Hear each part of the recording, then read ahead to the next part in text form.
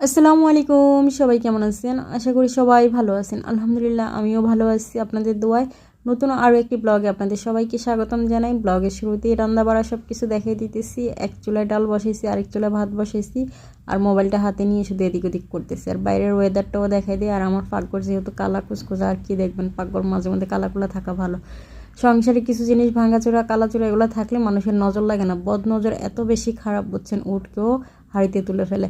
তো আপনি সব কিছু পারফেকশন করে চলবেন, দেখবেন যে অনেক মানুষের বদ নজর খুব বেশি। আর আমার উপরে একটু বদ নজরের এফেক্ট একটু বেশিই হয়ে থাকে, আমার যে কোনো বিষয়তেই মানে বদ নজর বেশি থাকে।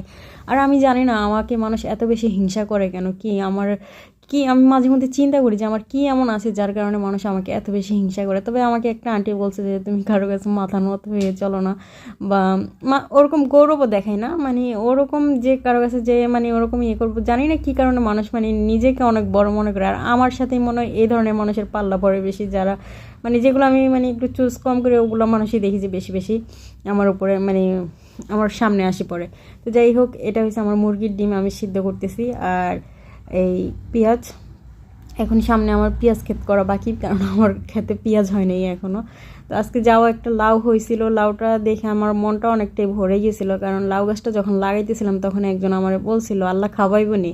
তো আল্লাহ যাই দিছিল ফল, হয়তো তাদেরই বদনজর লাগছে, তো আমি ওরকম কিছু নাই বলি। তো আল্লাহ ভরসা, আল্লাহ চাইলে অবশ্যই খাওয়াবে। আর আমি যে খাওয়ার জন্যই ওইখানে আমি শাক সবজি করতেছি তা কিন্তু না, এটা আমার নিজস্ব একটা এক্সারসাইজ হইতেছে, সেই কারণেও করতেছে। আর এটা আমার একটা শখ, শাক সবজি গাছগাছরা লাগানো বা মুরগি পালা, এগুলো আমার হচ্ছে যে একটা হবি বলা যায়, হবি।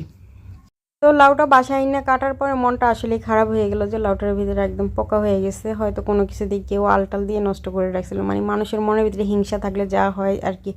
কয়েকটা গাছ লাগাইছি, গাছগুলারে যে কত রকমের যে মানে ওইখানে অত্যাচার করে, গাছগুলো যখন দোপাতা থাকে তখন ওগুলার ঘিরে টিপে টিপে ওগুলারে খারাপ করে দেয়। এই লাউ গাছটাও অনেক কষ্টে উঠছে। এই লাউ গাছটা যখন আমি লাগাইছি তখন ওইখানের মানে লাউ গাছটার মিডল বরাবর আঙ্গুল দিয়ে চাপ দিয়ে এটা ভাঙিয়ে দিছিল। কিন্তু এটার জীবিত থাকার ইচ্ছা ছিল, আল্লাহ রাখছিল হায়াতে, এটা জীবিত ছিল, তো জীবিত হয়ে একটা লাউও হয়েছে।